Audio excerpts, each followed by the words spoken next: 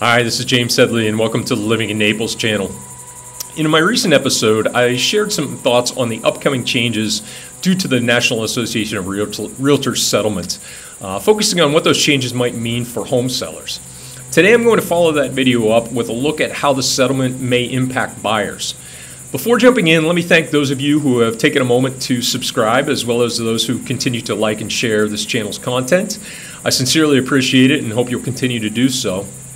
With that said, let's look at the impacts of the NAR settlement on home buyers. Number one, expect to sign a buyer representation agreement before seeing any homes. While these agreements have been around seemingly forever, their usage has been limited here locally by most agents, including myself. While I will now be asking you to sign one of these agreements early on in the process of our working together, I will continue to operate under the same guiding principle I always have, and that is, if I'm not providing you with value as your agent and/or we do not fit together professionally, I will happily release you from any contractual obligations. Secondly, one of the key aspects of these buyer representation agreements and a central element of the case settlement is the commission clause, or the handling of commissions. This is not the forum to argue whether the results of the settlement will be positive or negative for home buyers and sellers, and/or whether it will be an improvement over the old system where sellers generally paid a commission, albeit indirectly in some ways, to both the listing agent and the buyer's agent. While this was always optional and negotiable per our standard local listing agreements, it was far and away considered common practice.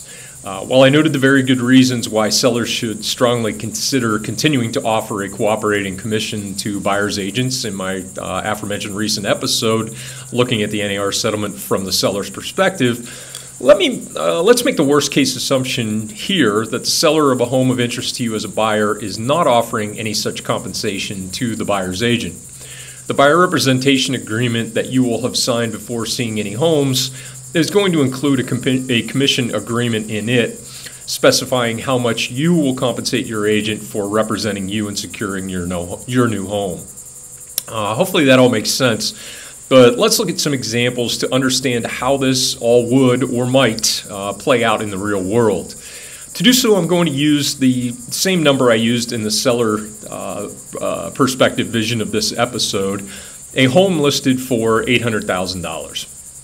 With that number in mind, let's look at a handful of scenarios that I think might help clarify the real-world implications and expectations we should have for a post-settlement real estate world. Number one, buyer A has signed a representation agreement with their agent, agreeing their agent will be compensated at 2.5%. Agent A contacts the seller to arrange a showing and inquires as to what the cooperating commission will be, if any, and the response is that it will be 2.5%. Let's assume the buyer thinks this is a fair price and agrees to pay the full asking price of $800,000. When this deal closes, things look pretty much the same way as they did in the quote-unquote old days. The seller pays a total of $40,000 commission, i.e. 5% of $800,000, and half goes to the listing broker and half to the buyer's broker. Buyer A pays nothing out of pocket, as the 2.5% they agreed to in their buyer representation agreement is covered by the cooperating commission. So move on to scenario two. Let's assume that everything stays the same except that the seller is offering no cooperating commission. Now the listing brokerage will receive $20,000 in commission from the seller, and the buyer brokerage will receive $20,000 or 2.5% from the buyer. In other words, the total commission on this transaction hasn't changed, but the seller is netting $20,000 more, while the buyer is paying $20,000 more than they would have in the pre-settlement world.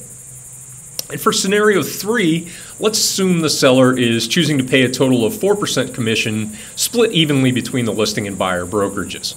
Again, using a full asking price sale, the seller is paying $32,000 in commission, with 16% to the listing agent and $16,000 to the buyer's agent. However, recall that the buyer's agent has contracted with our hypothetical buyer for a 2.5% commission rate. So the buyer is responsible for an additional 0.5% in commission, or $4,000, to their agent.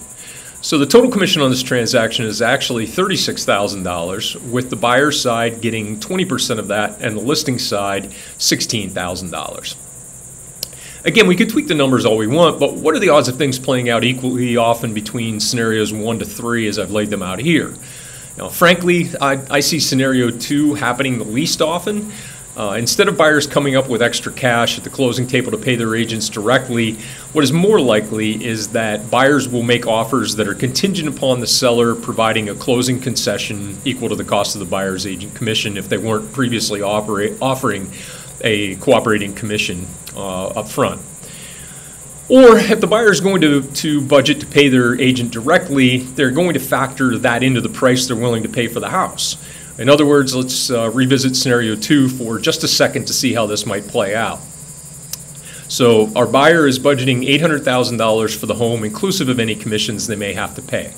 Since the seller is offering no cooperating commission in this example, our hypothetical buyer isn't going to offer the full asking price of $800,000, knowing that they have to pay their agent a 2.5% commission directly. This means the highest offer they're going to be willing to make is just under $780,500. As an aside, this results in our seller netting less than $1,000 more than they did in scenario 1 when they were paying both sides 2.5% each. Apologies for this being one of the longer videos on my channel, but I hope this helps to explain some of what is going on and illustrates what you need to be aware of as a home buyer. In my next video, I'm going to pick up from where these scenarios leave off and provide some words of caution / advice to help you avoid making short-sighted decisions that have the potential to cost you money when you are buying a new home in this new environment. In the meantime, I'd be most happy to speak with you one-to-one to discuss your specific home buying plans at your convenience. So please do reach out anytime. Until then, thanks again for liking, sharing, and subscribing, and I will see you soon in the next episode.